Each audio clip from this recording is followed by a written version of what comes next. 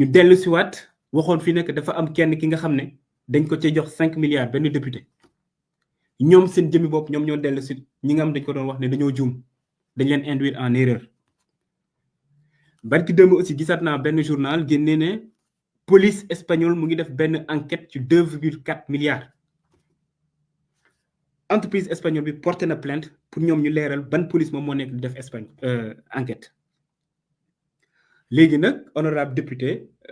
Thierno Alassane Sall ginnaaw bu mu waxee scandale tourné ñu jox ko lu ne mu wër fu ne nee na scandale bi léegi ci garantie la nekk xamul na loolu noonu c'est un argument mais bu yàgg quoi bi nga xam ne démonté nañ ko bu yàgg ba teg de côté dinaa ci dellu si pour expliquer leen ne lan moo tax moom comprendre dara ci dossier bi xamul sa garantie ni muy demee et en tant qu'ancien ministre nag c'est très grave muy benn alors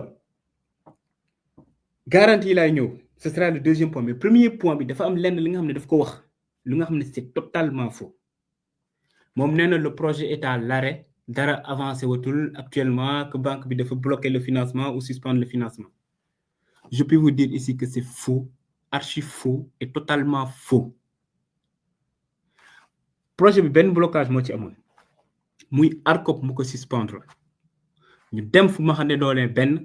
ñu lever la suspension ñu accélérer travaux yi accélérer travaux yi noonu moo tax tey ñu ngi jëm ci fin juin 2025 42 villages la ñu électrifié à travers le projet AOPOR donc moom nee na amul benn village bu ñu ci électrifié pour le moment waxul dëgg c'est ça la réalité te su bëggee dinañ def mise en service yi parce que moom moo des dinañ def mise en service ci fin juin wala début juillet bi su bëggee mën nañ ko inviter sama ñëw fekkee ko pour woon que ne lu mu wax tegu ko fenn du dëgg au-delà de 42 villages yooyu noonu en termes de planification lu ñu prévoir c'est 400 villages minimum ci projet bi ci 2025 loolu la ñu nam donc suñu paree ci 42 villages yi 360 autres villages la ñu nekk di accélérer ça ce sont des informations yi nga xam ne envoyé nañ ko banque bi ñoom ñëpp ñu gis ko donc xam naa peut-être bokk na ci lu tax instant bi ñu nekk di tëb di dal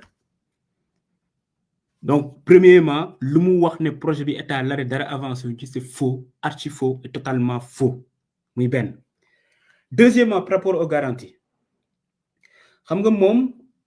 dafa def benn question écrite ci question écrite bi mu ne garantie yi nga xam ne moom la ñu joxe dans le cadre de ce marché là valable lu ñu parce que prime bi dañ ko fay après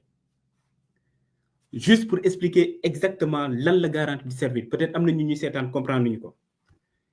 xam nga ci marché public su nekkee yow da nga gagné marché ba pare code des marchés publics permettre la nga jot avance de démarrage ak avance au titre des dépenses engagées mais nag dañu ne état warul jël risque par exemple joxe montant yu toll noonu te amul dara li nga xam ne moom mooy garantie au cas où ki nga xam ne moom moo jot xaalis bi exécuté wul normal wala mu daw ak xaalis bi ci loolu noonu la ñu mettre en place ay garantie donc yow instant avant ñu lay jox par exemple benn somme da nga war a dem soit ci benn banque mu assurer la wala nga dem ci benn société d'assurance bi nga xam ne ministre des finances et du budget agréé na ko soo andee caution yooyu noonu à partir de là ñun ou en tout cas entreprise bi nga xam ne moom moo joxe marché bi mën na la def avance de démarrage wala avance au titre des dépenses engagées dans le cadre de ce marché là ñetti garantie moom moo ci am première garantie bi ñu koy dippee donc garantie d'avance au titre des dépenses engagées donc 20% yi beneen garantie bi nekk garantie de restitution d'avance donc avance de démarrage 20% yi ñu joxe ak beneen garantie bi une garantie de bonne exécution donc 5% du montant total léegi moom nee na ce qui s'est passé mooy banque bi société bi dafa xaar ba jot avance de démarrage yi door a fay les garanties mu dem ci article 13 code ciment bu muy def question écrite et aussi même tey bu muy exposé article 13 boobu noonu soo xoolee alinéa 2 dafa ne la prise d'effet du contrat donc su ñu waxee contrat mooy le contrat d'assurance entre dans le cas d'espèce AOPO EPC bi nga xam moom moo gagné marché bi ak la société d'assurance Donc, la prise d'effet du contrat est subordonnée au paiement de la prime par le souscripteur. Yemu ci mu dem ci article alinéa 6 bi mu ne en cas de non-paiement de la prime dans le délai, le contrat est résilié de plein droit. Contrat bu muy wax mooy le contrat d'assurance entre donc AOPA EPC ak la société d'assurance. Donc jusqu'ici, vous voyez que moom lu mu nekk di souligner yëpp c'est entre ñaari privé, donc la société d'assurance ak société AOPA EPC. Bu mu defee sa question écrite, ministère des finances tontu ko ne ko ne gis nañ sa question écrite mais kaay ñu expliquer la da nga xamut peut-être wala nga nekk de mauvaise foi, mais dañ ko ne da nga xamut ci note explicative bi ne ko ne lu nga fàtte souligner mooy même article 13 bi nga nekk di wax am na alinéa 2 am na alinéa 6 mais da nga yeggul ci alinéa 7 bi. Alinéa 7 bi lu mu wax dafa ne les dispositions des alinéas 2 et 6 ne s'appliquent pas aux primes de l'État et de ses démembrements. mu ne ci misaal disposition article alinéa 6 bi ak 2 bi nga xam ne moom la bind ci question écrite am ne s'applique pas su nekkee risque bi nga xam ne état bi daf ko jël wala démembrement état yi. mu ne pour l'État et ses démembrements, les délais de paiement des primes pourraient être accordés dans les conditions définies par la CRCA, c'est-à-dire la Commission régionale de contrôle d'assurance. CRCA boobu noonu le 22 juillet 2011 dafa def benn circulaire ci circulaire boobu mu expliquer clairement que dans le cadre de marché ou en tout cas des risques yi nga xam ne état la wala démembrement état am nga délai wu 180 jours am nga délai wu 180 jours donc buñ ko joxee cet argument là tout de suite mu gënaat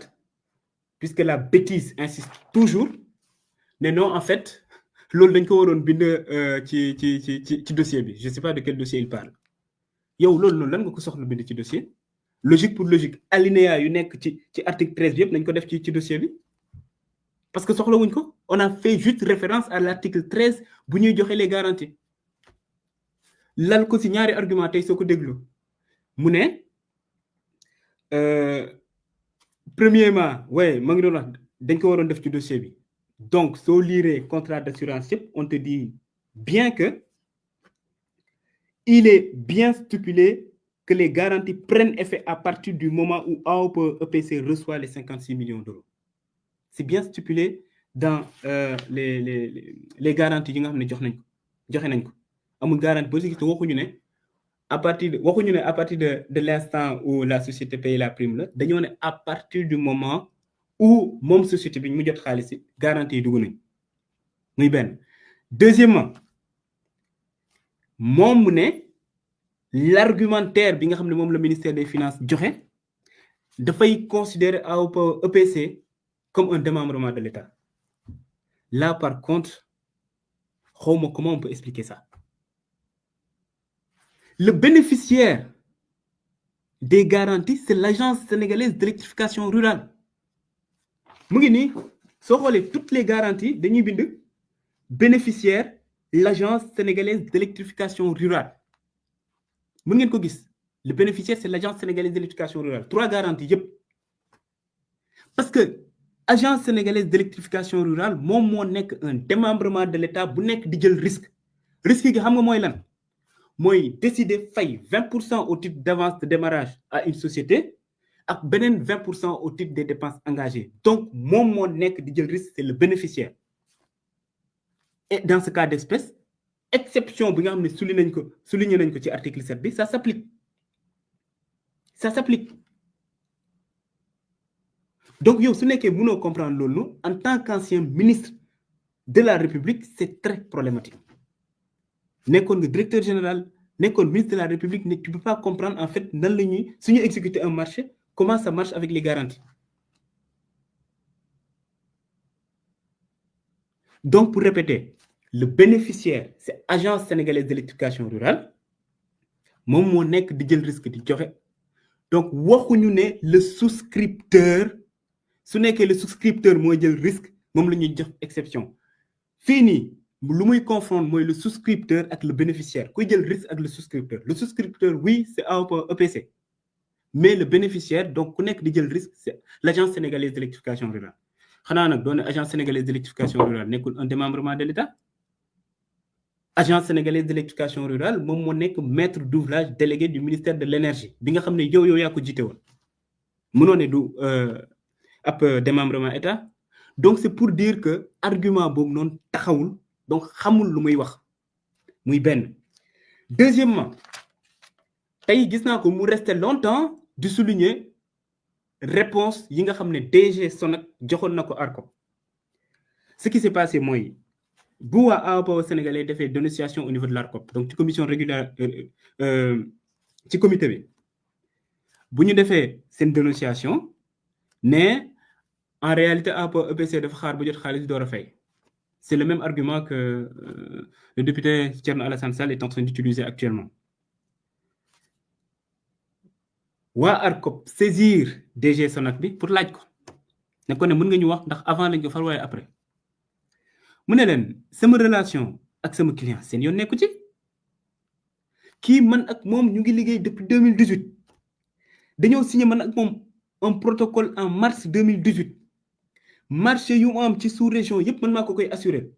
marché bu nekk Sénélec actuellement ñu koy exécuter man maa ko assurer marché yu mu am Ouganda Rwanda partout en Afrique man maa ko assurer donc lu seyoon si suñu relation contractuelle DG bi tontuwaat ne ko jox naa la délai 48 heures xaw ma 72 heures su nekkee yow dellu si pour wax ma exactement ce qu'il en est parce que loolu noonu mën na annuler marché bi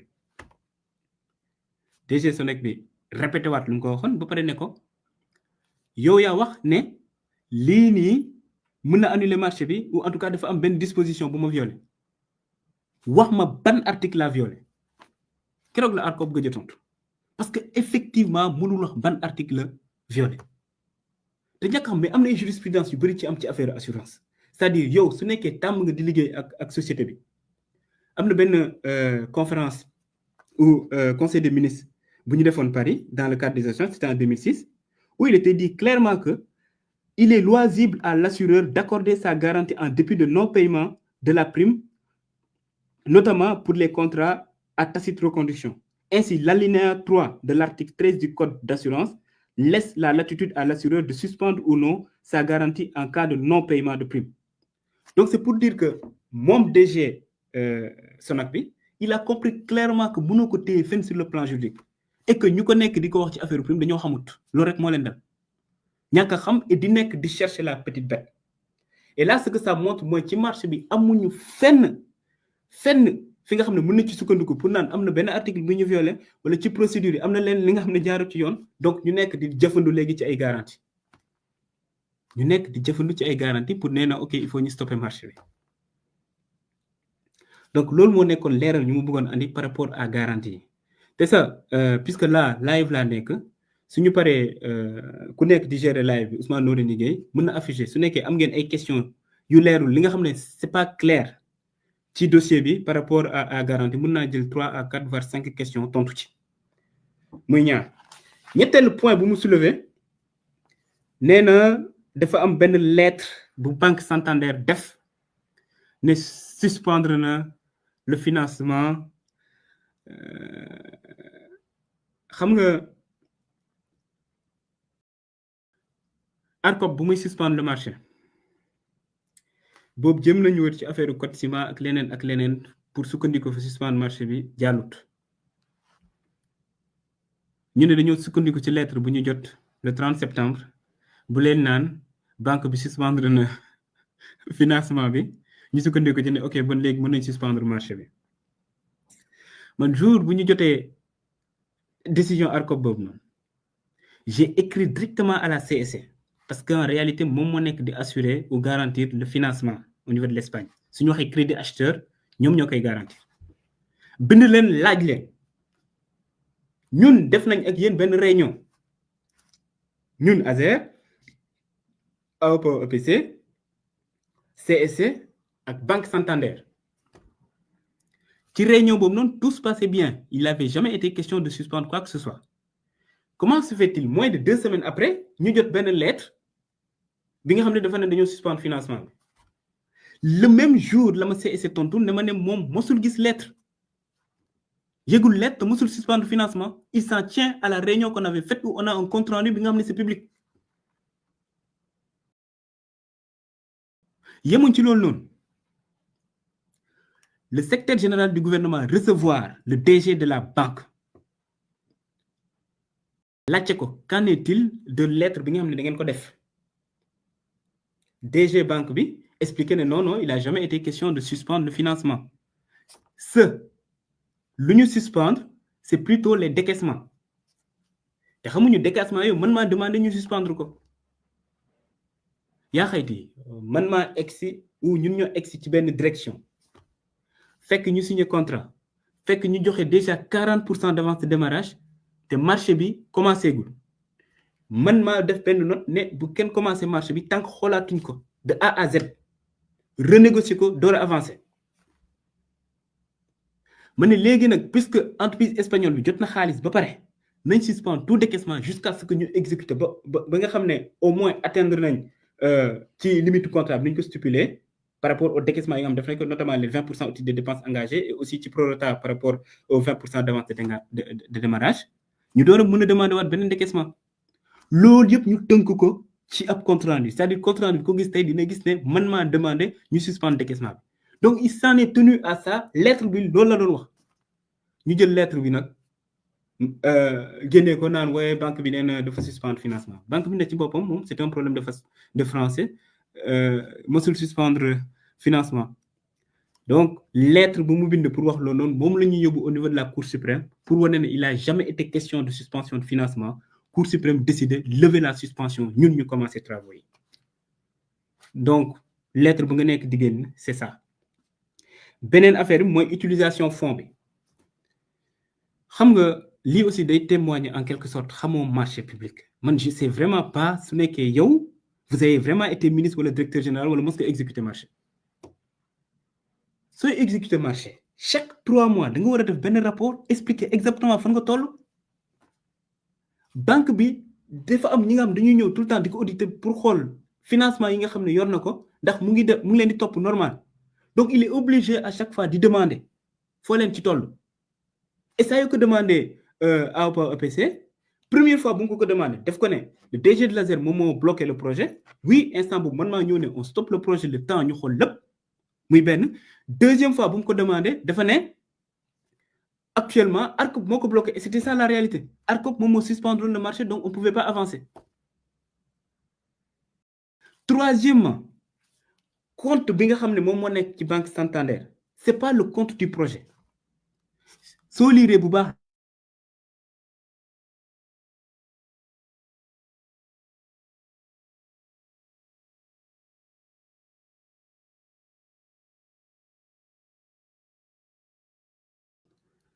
désolé j'ai un problème de connexion j'espère que début bi baax na et que ñu may dégg bu baax donc c'est pour dire que entreprise bi moom jot na avance de démarrage avance au titre des dépenses engagées cautionné marché bi plutôt donc lu des rek moom moo nekk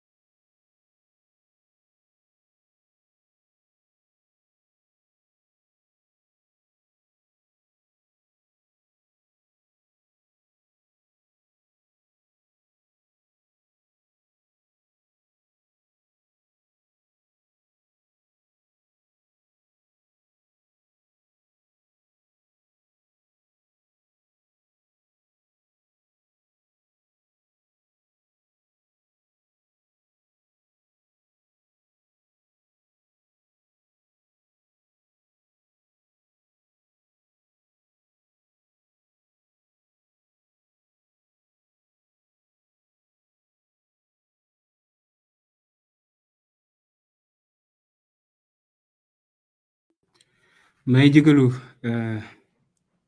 sama connexion moo coupé woon donc j'en étais vraiment à la partie lettre bu banque bi je pense que leer na c'est dommage xawma exactement bon instant le live bi coupé mais c'était pour expliquer un peu ce qu'il en était par rapport à cette lettre là mu leer et profiter ci lettre boobu noonu pour expliquer gis nga même garantie bu ñu nekkee di ko wax ñun on a fait une lettre adressée ko à la société Sonac ci lettre boobu noonu dañ ko ne monsieur le directeur général dans le cadre du marché Azer AOPO EPC bu ñu approuvé le 23 février 2024 la Sonac a délivré à la société AOPO EPC les garanties numéro tel, les 3 garanties, respectivement au titre de la restitution d'avance, des dépenses engagées et de la bonne exécution. N'est que compte tenu la question de la validité des garanties délivrées par la Sonac, sans paiement des primes au montant de la souscription, a été soulevée dans la dénonciation ou dans une dénonciation à l'ARCOP. Compte tenu de la nécessité de nous entourer des procédures permettant la bonne exécution du marché, je vous saurai gré de nous édifier au sujet de la validité de ces garanties. Veuillez agréer, Monsieur le Directeur général, l'assurance de notre considération distinguée. Directeur général du Sonac tontuñu à Monsieur le Directeur général de l'Agence sénégalaise d'électrification rurale. Monsieur le Directeur général, nous vous marquons la réception ce 30 octobre 2024 ou ce 30 octobre 2024 de votre correspondance citée en référence par laquelle vous nous interrogerez sur la validité des garanties émises par notre compagnie au bénéfice de votre agence dans le cadre du marché tel du 23 février 2024 qui vous lie à la société AOPO EPC. À ce sujet, nous avons l'avantage de vous confirmer l'authenticité et la validité de ces différentes garanties émises par notre compagnie à la demande de AOPO EPC au bénéfice de votre agence. Concernant les primes afférentes à ces garanties, elles ont été régulièrement payées par AOPO EPC. Comme nous l'avons déjà précisé à l'ARCOP, qui nous avait saisi sur la question, le paiement de la prime n'influe pas sur la validité des garanties. Nous vous transmettons nos réponses adressées à ce propos à l'autorité de régulation. Veuillez agréer, Monsieur le Directeur général, l'expression de notre meilleure considération. Donc, lu nga bëgg vérifier mooy est-ce que man xaalis ba ma fay ba pare su nekkee ki nga xam ne jot na ko exécuté wul marché bi normal wala mu daw ak xaalis bi am naa possibilité jëlaat sama xaalis loolu nga bëgg vérifier parce que c'est ça la quintessence des garanties ki nga xam ne moom moo la jox garantie yooyu ne la ne oui maa joxe garantie elles sont authentiques et valides yow lu nga nekk de c'est-à-dire loo ci waxate parce que tey xam nga ne marché bi 56 millions d'euros moom nga décaissé moom assurance bi cautionné na ko jusqu'à 63 millions d'euros donc su exécuté on fait appel à la caution jëlaat xaalis bi c'est tout ba tax na xaalis bi dem na fële ñoom bu ñu koy génnee fekk ñu fi ñun la seule chose bu ñuy demander mooy ñu exécuter normal te nag lii day tax ma expliquer leneen le fait que ñu ñëw di ñu naan violé nañ tel article bu ñuy xaalis bi dugg na fii wala dugg na fële na le te ñun amuñu possibilité vérifier ko parce que mënuñu dem ci compte qui que soit ne dañuy xool tax na ñu ne marché bi dañ ciy tey ci mooy problème bu am entre ñaari société ñun duñ ci dugg première chose bi ñuy def mooy xoolaat marché bi ci yan condition donc lañ ko joxe c'est-à-dire surtout en termes de pricing c'est ce qu'on a fait pour renégocier le contrat renégocier ko jëlee ko 1540 villages yóbbu ko 1740 villages yemuñ ci loolu noonu ñu ne xam nañ dans le cadre de marché yu mel nii 70% financement bi yëpp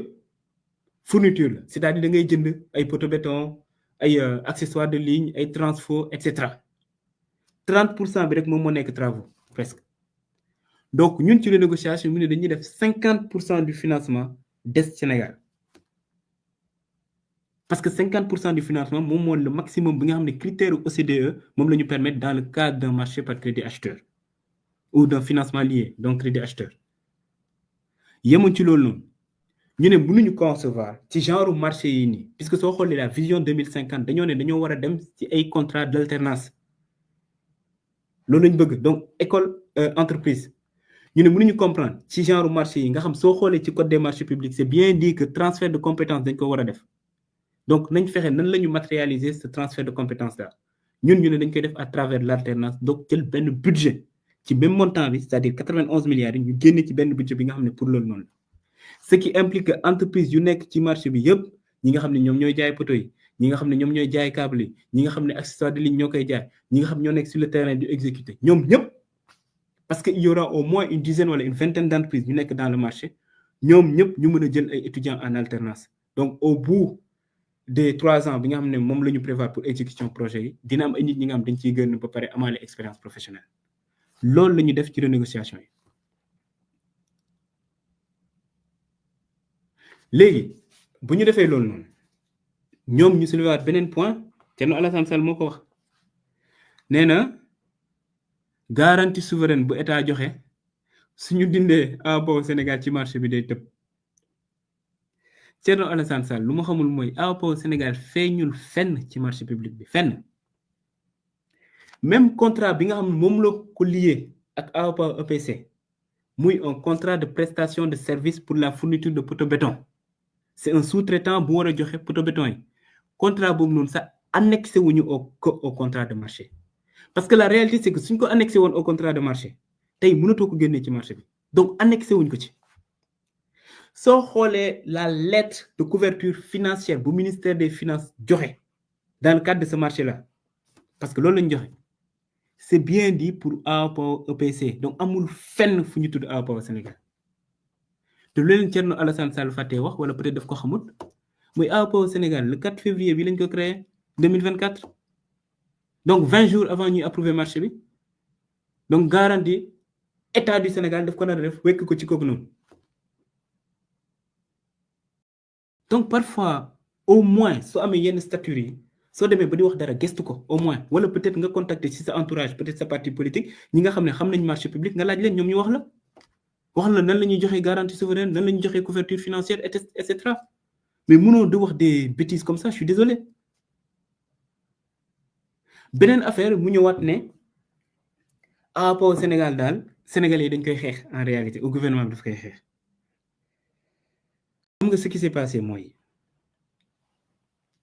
ñun benn reproche nga ñu mën a def c'est le fait que ñu naan entre AOPA au Sénégal ak AOPA EPC lu ci xew suñu yoon nekku ci mën nga ñu def cette reproche là par contre ñun dañuy assumer le fait que ñu ne suñu yoon nekk ci xam nga lu tax ñaari nit ñoo am problème nga laaj leen lan mooy problème bi moom ñu AOPA EPC ñëw ne la ne kii nii man ak moom dañoo am un contrat muy un contrat de prestation de service pour la fourniture de poteau béton man ma jàpp ko jël ko comme sama mandataire prestataire biir Sénégal mu may defar lépp ci marché bi moom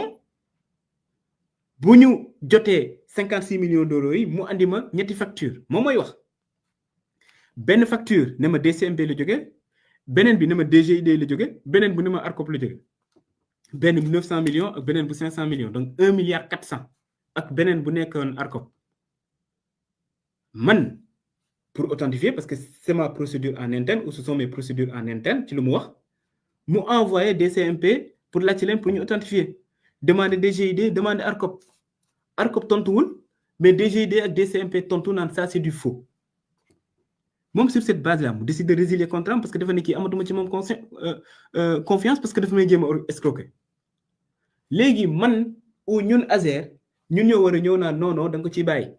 même su nekkee jëm na escroquer xamuñu ce qui s'est passé mais da nga ko ciy bàyyi loolu dinañ ko def pire encore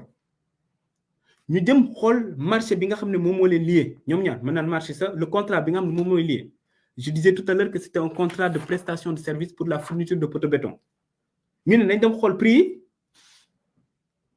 nga gis ne poteau béton par exemple 400 décanewtons yu 12 mètres ñu ngi nii ñu ngi ko facturé 1 613 768 francs CFA au même moment soo xoolee prix de référence PELEC yi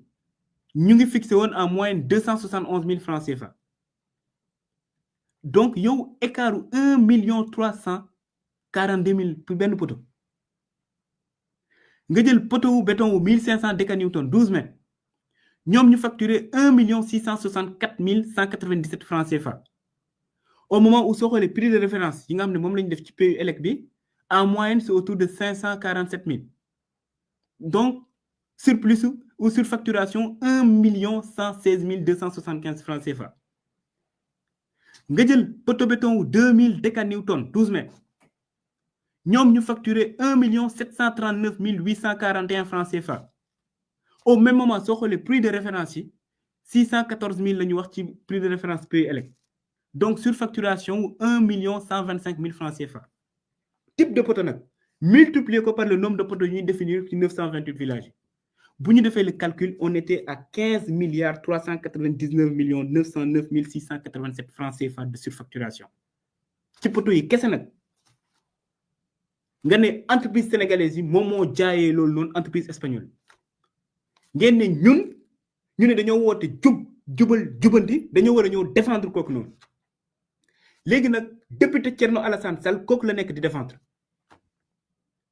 argument yu mu ko jox yépp moom la ñëw di brandir nit ñi ne léegi état du Sénégal ñoom ñooy xeex lii on comprend mieux fu mu nekkoon ak rôle bu mu nekk toujours depuis tout à l'heure yow yaa ngi créer sa parti dippee ko République des valeurs ba pare di défendre surfacturation di défendre escroquerie yow jàpp nga ne c'est comme ça que tu vas sortir du trou noir politique bu le peuple du Sénégal confiné depuis ay at ba pare loo mënti wax ci dossier moo wala ne la kaa ñu débattre ci nga bañ waaf am na kenn ku ma dëgg keroog mu naan non député Thierno Alassane Sall c'est un chef de parti donc mënul débattre ak kenn ki nga xam ne c'est un élément de la JPS vice coordinateur du JPS mënu ko mais lu ñu fàtte wax mooy le président de notre parti président Ousmane Sonko bu muy wax ci ONAS fekk directeur général bi nekk fa bu mu ko woowee pour débattre dafa ne kaa ñu débattre dafa pare ñëw naan pour ñu débattre finalement ñu la ñoom ñoo bañoon et pourtant instant boobu noonu moom il est quitté na élection présidentielle il avait plus de 15%. yow mi nga xam ne tu pèses à peine 1% ne yow yaay bañ débattre avec un DG ci benn sujet bi nga xam ne yow yaa ko ciy interpellé c'est où la logique donc c'est pour dire que fii nii sincèrement yenn journalistes yi wala ñenn ñi suñu wax nañ àtt dëgg quoi yow yaa ngi tuumaal nit ci urbi et orbi fu ne nga yu tuumaal naan scandale dafa am ki nga xam ne moom ngay tuumaal ne la kaa ñu débattre ci nga bañ lan mooy logique bi léegi ma ne ko ok peut-être da nga xamul dara ci dossier bi wala dañ la induire en erreur léegi kaa ñu débattre yow ci sa dossier mooy le dossier OS Minan bi nga xam ne yow ba ngay nekk ministre la am buñ la falee ministre après la ñu signé ce contrat là un contrat bi nga xam ne 1144 localités lañ ci waroon électrifier instant bu may wax ak yow nii 368 villages rek la ñu électrifier projet bi bloqué na depuis ay at sur les 60 milliards 45 ou plus de 45 milliards décaissé nañ ko ba pare 45 milliards juste 368 villages fu xaalis bi dugg ba pare ñu noté ci ay irrégularités yu bëri bokk na ci irrégularités yi instant bi nga xam ne par exemple ñu ngi joxe avance de démarrage bi kenn budgétisé wu ko woon ASER instant boobu noonu parce que fin 2015 la ñuy joxe avance de démarrage bi instant boobu noonu bu ñu ñëwee ASER comptable nee nañ leen mënaguñu décaisser parce que il faut ñu budgétiser ko Farba Ngom moom moo jóge fële ñëw mettre la pression en tout cas liggéey ak ñoom nekk fa di wax ba finalement ñu door a def décaissement yi le même jour dem au niveau de la banque bloquer compense yi parce que c'était la fin de l'année pour ñu décaisser xaalis bi le même jour même Farba Ngom boobu moom moo la accusé yow ne la ne yow Thierno Alassane Sall bu ngay nekk ministre de l'énergie am na li nga xam ne sëkk nañ ko man ak yow nga jël xaalis man ma jël xaalis ma soog ko ci porter plainte donc ñun suñu ñëwee fekk dossier bu mel nii suñu xel day ñaaw loolu laa la wax dama bëgg ñu ñëw débattre peut-être nga expliquer ma lan moo tax projet bi bloqué yow en tant que ministre de l'énergie de l'époque instant bu ñuy def dossier bi vous étiez acteur kenn mosu na dégg nga wax ci dossier boobu noonu masta am et pourtant c'est un grand scandale puisque amoo xam-xamu débattre ci dossier AOPE bi parce que xamoo ci dara parce que tey nu ma la gisee ngay lire li dañ lay jox ay dossier rek filtré woo sa ñëw lire léegi peut-être OS Mina bi puisque yow yaa ko structuré ou en tout cas yaa fi nekkoon bu ñu koy def instant boobu yow yaa nekkoon ministre parce que soo ma ne xamoo ci dara nag en tant que ministre ce sera très grave munoo nekk un ministre ci sa ay direction yi nga xam ne sous sa si sa tutelle la nga ne xamoo lu fay xew là ce serait catastrophique léegi comme xam nga nu mu demee kaay ñu waxtaan ci man loolu foo laa la woo mbokk yi lii laa ñëwoon pour partager ak yéen donc peut-être am na leen li nga xam ne leerul